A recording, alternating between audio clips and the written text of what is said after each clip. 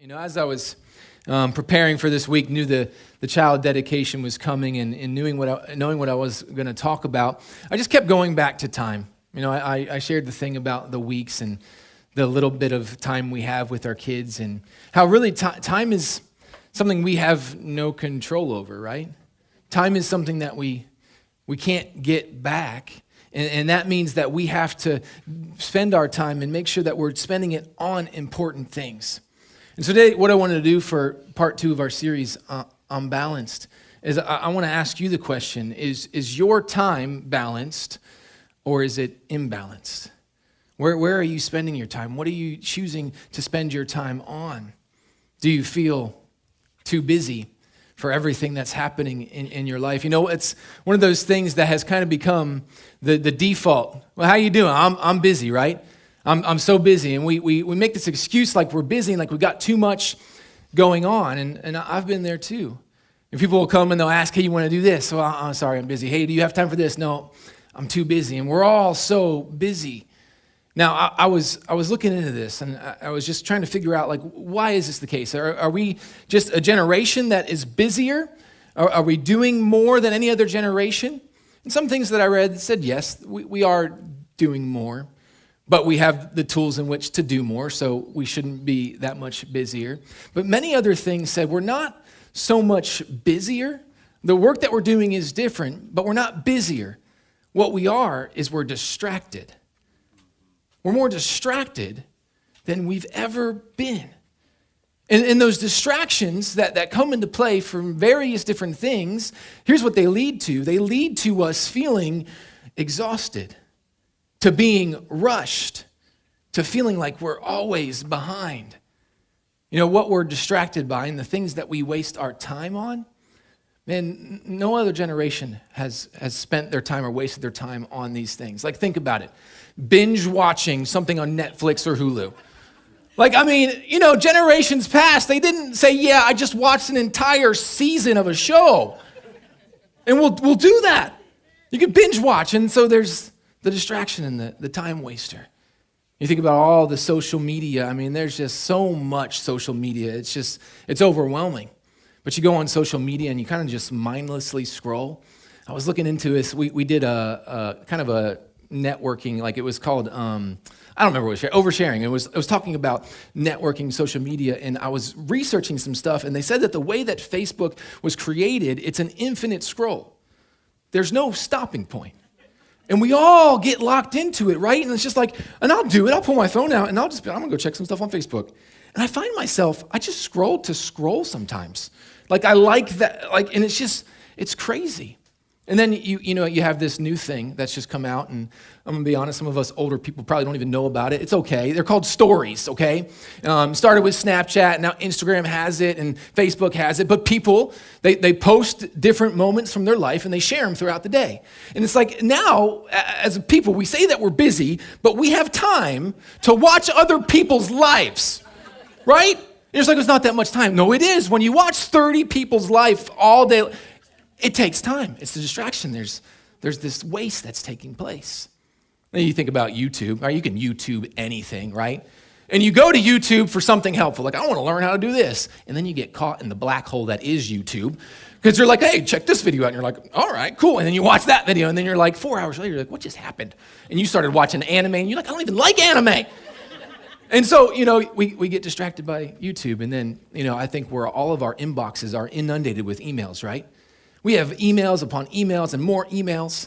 We have now gotten to a place to where we make an account just for spam, and we give that to people we're not sure we trust yet, and we sign up, right? Like, all you put that on your Connect card when you fill it out. I got all y'all with that one, right? And so we have multiple email accounts. My wife cracks me up. She is the worst at checking your email, and I get on to her all the time. Like, I will open up her email, and it says 9,000 unread emails. I'm like, what are you doing? I'm like, delete these. She's like, I don't have time. And I'm like, in one sense, I'm like, this is making me, I just get very anxious about it. It gives me anxiety to see that. But in the other sense, you know, probably 2% of what's actually in her inbox actually matters. And it's all just, and so we have all this distraction, all this wasted time. Here's what I believe. I believe that our time is imbalanced because we waste our time on distractions. we're so busy because we're so distracted. And you think about it too, busyness has almost become this high status level. People are looking to be busy. For some reason, the busier we are, the more important we are. And so we try to keep ourselves busy, and we try to take things on that we shouldn't and get involved in things that we shouldn't. And we hang out with people that we shouldn't. We try to multitask, but in our multitasking, all of our tasks fall apart. Right? We're so busy. We're doing too much. And in one sense, we're trying to prove ourselves. Hey, look at me. Look at all that I can do. In another sense, we're overwhelmed. And we like being busy. And here's why we like being busy. And I think this is true for most people because we have a difficulty being still. We have a difficult time doing nothing. Now, I'm not talking about lazy people. That's another topic for another story, another time. But we have a difficulty just doing nothing. It's like we have to fill our time with something. Otherwise, we just feel awkward, right? And here's the proof behind this. Anytime you're standing in line, anytime you're waiting for anything, sitting at a stoplight, sitting on the toilet, what do? You probably do what I do, and you pull your phone out. And you just start, I'm going to check my email, I'm going to get on Facebook. And instead of actually being present, you do that. I can't tell you how many times I have gotten hit in this arm because my wife says the light is green, right? It's green, go, right? And people are honking behind me, and we get upset at those people, like, get off your phone, and you're like, anyway. So we do that. It's like, I don't understand why I can't sit at the stoplight for a minute and a half and do nothing. I have to fill my time. I have to fill it with something. And I'd much rather you, me, all of us have a conversation with the people that are in the car with us, right? Maybe pick up the phone and call somebody and talk with them. But we distract ourselves. We like being busy, and that's the truth. And our busyness, it keeps us from taking time to be with Jesus and with other people. We don't have time to do that. We don't have time to read our Bible. We don't have time to pray. We don't have time to hang out with a friend. And it keeps us busy. It keeps us from experiencing the things that people have for us and that Jesus has for us. And this is not a new thing. Busyness, distractions, filling our time. It's been around for centuries. It's just a little bit different. It's a different for us, a different time, but it goes all the way back to the Bible. And there's the story found in Luke chapter 10. It'll be up on the screens. We're going to check it out. And you've probably heard it before, but here we go. Verse 38. It says, as Jesus and the disciples continued on their journey, they came to a village where a woman welcomed Jesus into her home.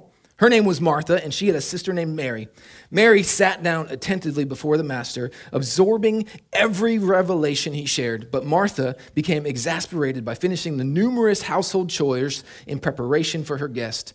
So she interrupted Jesus and said, Lord, don't you think it's unfair that my sister left me to do all the work by myself? You should tell her to get up and help me. Verse 41, the Lord answered, Martha, my beloved Martha, why are you so upset and troubled, pulled away by all these many distractions? Are they really that important? I wonder, what have you deemed important in your life that has caused you to be busy and is causing you to feel stress and anxiety and troubled and overwhelmed? Man, if you stopped wasting time on those things, what could you take time to experience? Take time to experience. I was thinking about this phrase, take your time. And I think it's one we've probably heard. It happens a lot when we're in school, right? Like, take your time on your work.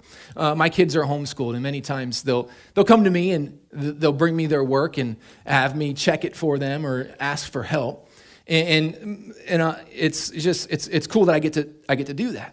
And I always find myself telling them, hey, take your time on this. Don't rush through it. Because I know immediately when they rush through their work, whether or they took time on their work, because I look at it and it's sloppy, like barely can read the thing, right? It's all wrong. And I know that they didn't get anything out of it because they were rushing through it in order to get to something that they'd rather do.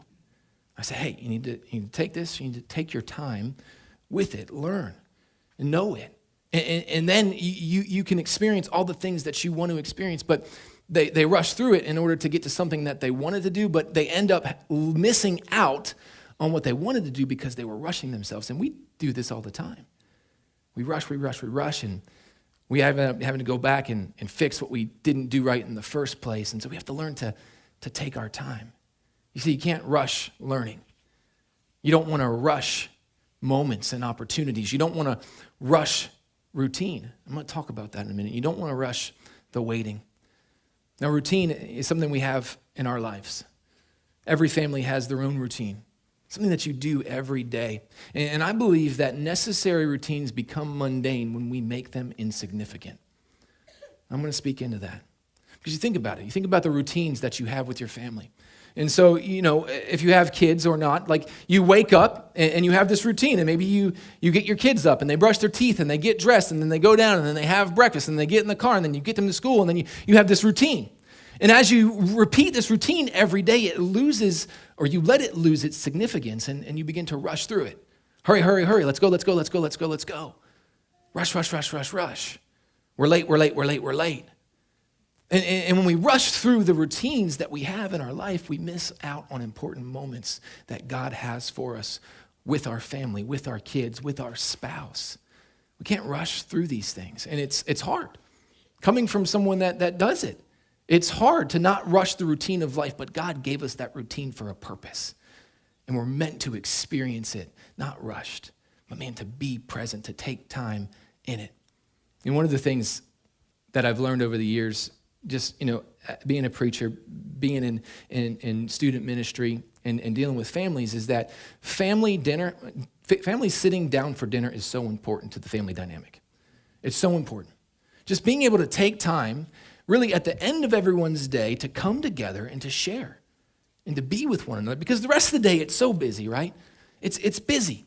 And there's places we got to go, and there's things that we got to do, and everyone is going different directions. And then you have your day, you have your experiences, and then you're supposed to come home and have dinner together at the table and to share and to experience what other people have happened that day. But many times, if people are having a family dinner together, or sitting down, they're taking time to do that, you want to know what happens at the dinner table? Same thing.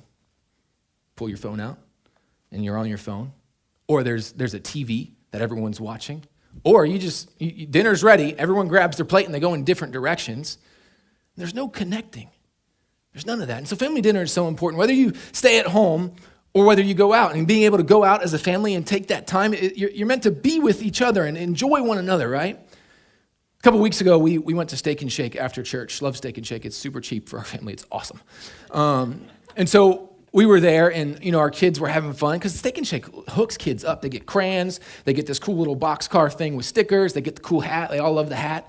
And so we're sitting there, we're having a good time, we're enjoying ourselves, we're talking about just cool things that happened at church that day.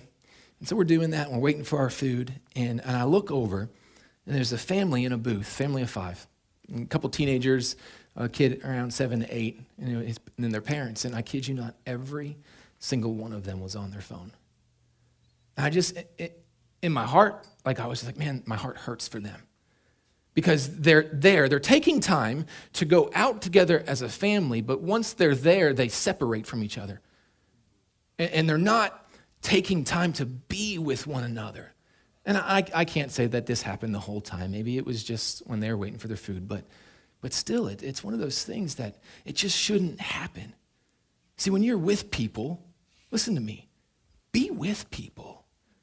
If you're going to take time to plan something, to go somewhere, to hang out, don't go there and get on your phone.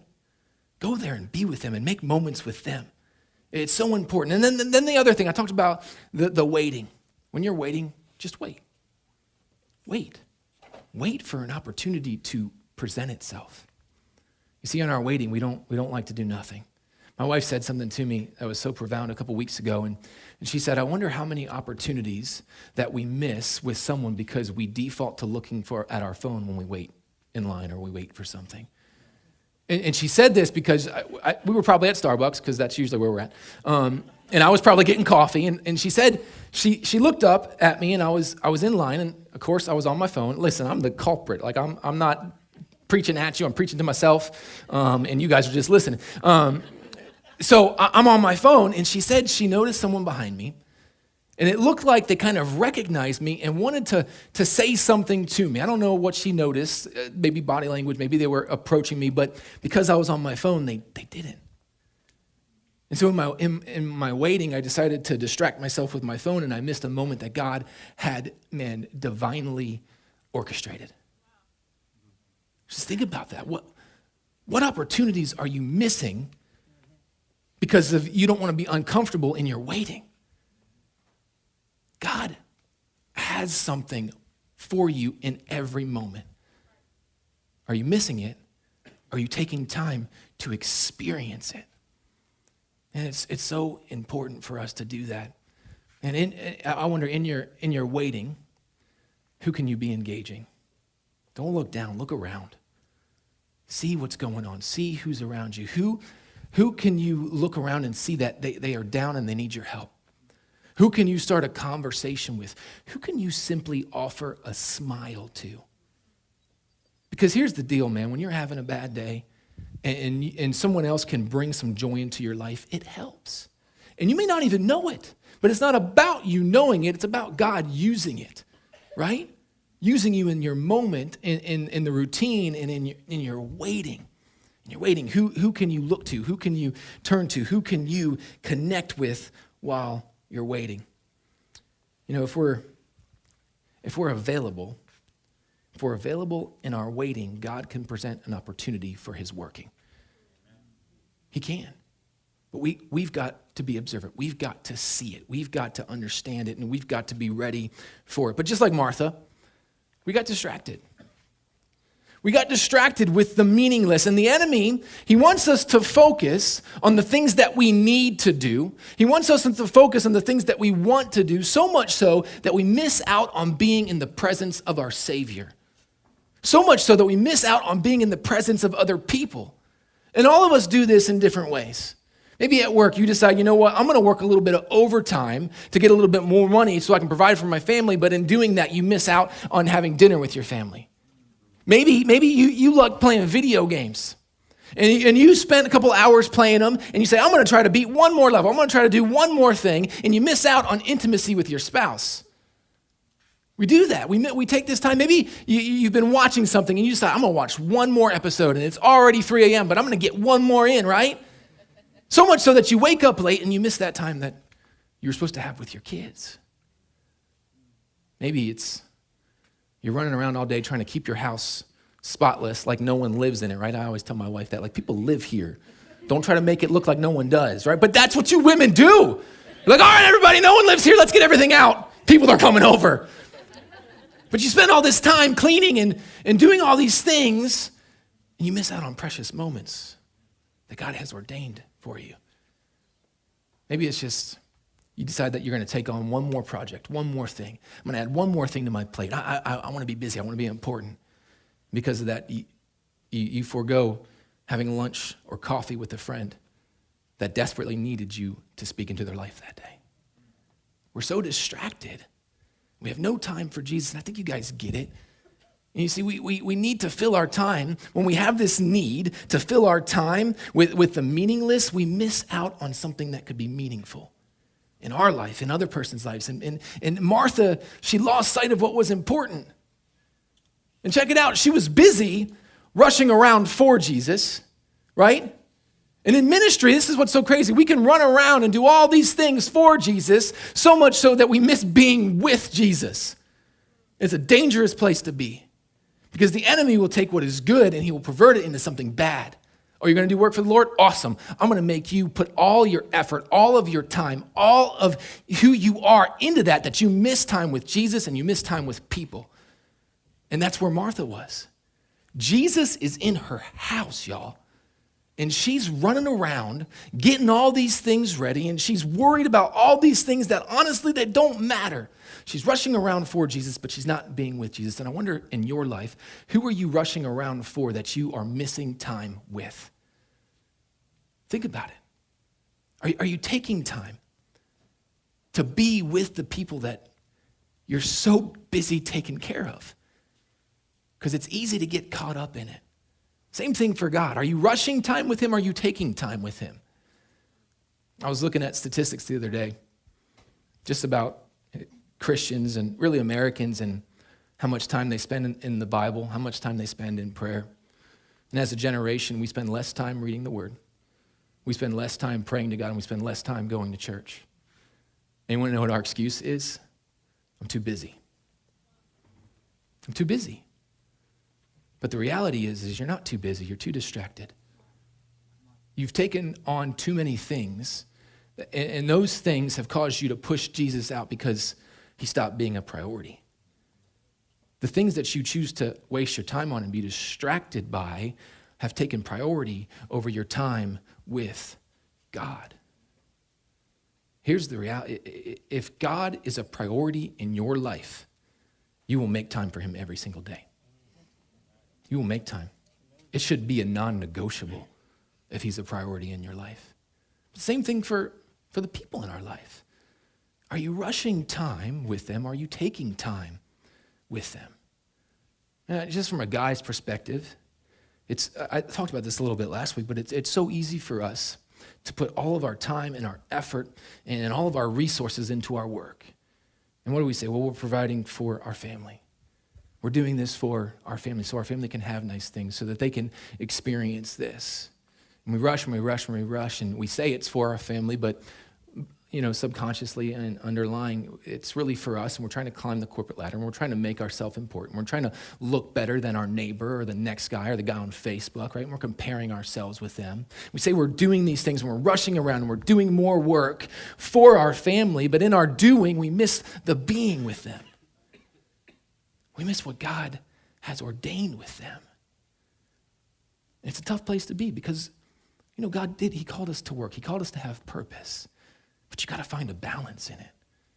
You can't be all or one way or because you're going to miss out on what God has for your family and for your kids, or what God is trying to orchestrate in your life through those moments of routine and waiting.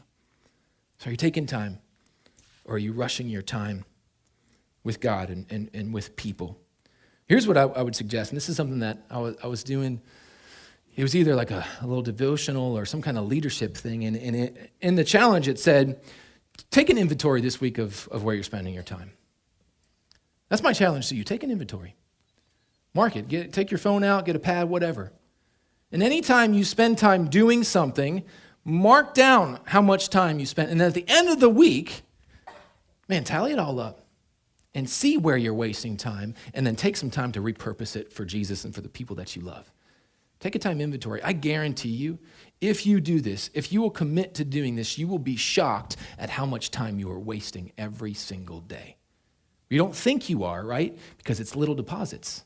You deposit here, and you deposit here, and you deposit here, and it all adds up to us saying, I'm busy, I'm overwhelmed, I'm stressed, I'm exhausted, right? And we do this, and we scroll through Facebook, we scroll through Instagram, and we look at other people's lives, and then we want to be a part of it, and so we do the same, we post, right? And so we capture the moment, and then we edit the moment, and then we filter the moment, and then we caption the moment, and then after we post it, we spend the next 30 minutes seeing who likes it and see who comments on it. And it's like you do this a couple times a week, and all your time is gone. But it's so much more in the cleaning, in the emails, and YouTube, and Netflix. See how much time you spend prayer or in reading your word. See how much time you spend reading to your kids or having coffee or lunch with a friend. Take a time inventory on how much time you're spending at work, how much overtime you're spending at work. Maybe driving. See how much time you spend driving. That's horrible. Some of you don't have an option, but still, how can you get that time back by getting rid of the distractions in your life? For some of you, you need to look at how much time you're spending playing video games. Coming from someone who used to spend all of his time playing video games, it's something that you can easily get wrapped up in, and God, won't be a priority in your life, and the people won't be in a priority in life, and God, the enemy will pervert it. Take a time inventory. At the end of your week, figure out where you can repurpose that time for the people in your life and for Jesus. And I think, in our lives, when we miss moments that Jesus ordained for us, when we miss moments with Jesus, when we miss moments with people, when we do that in our lives, Jesus asks us the same thing that he asked Martha. He says this Luke 10:41. Why are you so upset and troubled, pulled away by all these many distractions? Are they really that important? And going back to all those things I was talking about, like God wants us to enjoy the things that we love, but not at the expense of the ones we love. And that's just something that we've got to remember. Who are you missing out on because you're taking time to be in something else? But going back to Martha and the question that Jesus poses, he says, are they really that important? What's so important that you can't take time to be with Jesus? What's so important that you can't take time to just bask in what he has for you? See, the enemy, he wants to keep us distracted. He wants to keep us busy. He wants us to feel overwhelmed and exhausted. He wants us to do that even in the presence of Jesus. And this is what's so crazy. Martha was in Jesus' presence and she still got distracted. She was in his physical presence, the presence of Jesus, and she still got caught up in it. And this is why this is so important for us. We have to fight to focus our time on Jesus and the ones we love, because the enemy is coming after it because he knows it's something we can't get back. If he can steal a moment from you and steal a moment from you and steal a moment from you, man, he can wreck your entire week. How are you going to fight? How are you going to focus on what's important in order to experience what God has for you? So we've been talking about Martha this whole time, right? But Mary was there. Mary was there. And if you remember, Mary was just sitting at Jesus' feet. Jesus showed up and Mary's like, see ya, I'm checking out and I'm checking into Jesus. And that's what I'm going to be about. And this is what Jesus goes on to say in verse 41. He says, Martha, why are you upset and troubled, pulled away by all these many distractions? Are they really that important? And then he says about Mary, he says, Mary has discovered the one thing most important by choosing to sit at my feet. She is undistracted. She took time to be with Jesus, and she got more for her time. She got to experience all that he had to offer. Meanwhile, like most of us, Martha is running around doing all of these things and missing what Jesus had for her, missing what Jesus wanted for her. But when we take time to be with Jesus, to be in his presence, when we take time to be with our family, to be with friends, we get more for our time. And the people in our lives, they deserve the best of our time, not what's left. They deserve the best of it. Not just the little pieces, like, okay, I have work and I have all these things and I'll give you this amount of time, but that's all I can give you. No. They deserve our very best. The people that God has put in our lives deserve our best, and so does Jesus. You see, authentic relationships, they can't be rushed. Meaningful moments, they can't be manufactured. If you'll take time to be in the present, you will get more from the present. You understand? Be in the present and you'll get more from the present, and God can use that to shape future opportunities. Take some time. Here's what I want to do. I'm going to have our keyboardist come up. He's going to start playing for me. And I'm going to ask that you guys would stand. Put your stuff down. Clear your distractions. And what I want to do as we go to Jesus, here's what I think we need to do. Is we need to take some time today to make some promises and make some commitments together as a church to say we will no longer be distracted. We are no longer going to waste our time. We're going to take our time to be in the presence of our Savior, to be in the presence of Jesus, and to be with the people that we love.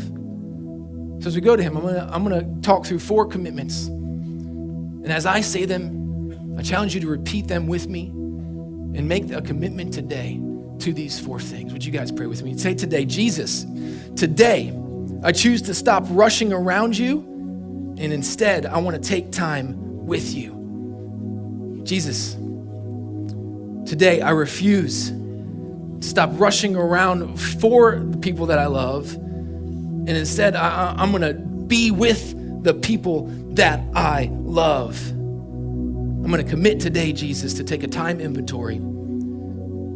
I want to visualize where I'm wasting my time, and I'm going to take time to repurpose it for you and for your glory. Jesus, today, in my waiting, I will look for opportunities to engage the hurting around me. God, I don't want missed opportunities. I don't want missed moments. I want to experience the God-ordained things that you have for me. Let me be open to the opportunities that you have for me. I think in all of our lives,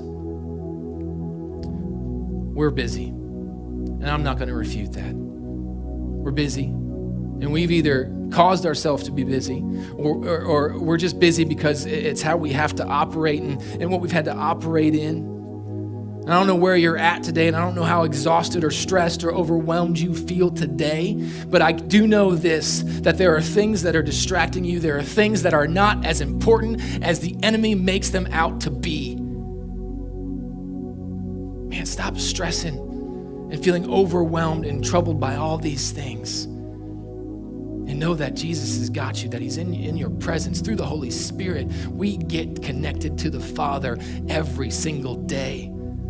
Are you taking time to be with him, to connect with him, to have him enter into your life every single day? Maybe you're experiencing difficulties. Maybe you don't know the way out. Maybe you're here today and you feel trapped, you feel lost, you feel overwhelmed, you feel stressed. You're not where to turn, you're not sure if you should just give up. Can I tell you today that your stress, that your defeatedness, that your exhaustion, that the grip that the enemy has on you, and that Jesus has defeated it, that Jesus can take it, that you got to go to him, you got to experience him in the moment, you got to sit at his feet and say, Jesus, I need you. I need your help. I need your support. I can't do this on my own. God, help me to realize what's important and to remove things that are not. If that's you today and you say, I'm drowning, I'm exhausted, I need prayer, Pastor, I need help, I need to get past the things that the enemy has used to bring me down. If that's you, I just want to, would you raise your hand so I can pray with you right now? You say, I need prayer today for where I'm wasting time, for where I'm being distracted. I want more time with my kids. I want more time with my family. I want more time with my friends. But the enemy is using these other things. Raise your hand so I can pray with you. God, today, all across the room, there are hands, my hand included. God, right now, I lift these people up to you. God, no matter what they're dealing with, no matter what they're going to, God, if they would take it to you, if they would place it at your ever-loving feet, you can repurpose it for your glory. God, I pray that you would guide them and give them discernment this week. I pray that you would remove the distractions from their life, whatever it takes, whatever it looks like, no matter how radical it may seem to everyone else, God, remove it so that they can experience the things that you have for them and for the people in their lives. God, I pray for strength. I pray for wisdom. I pray for energy. I pray for healing. Man, I pray for direction. I pray for, man, your promises to come true in their life and in their family. God, I pray that they would step into their purpose for you, God.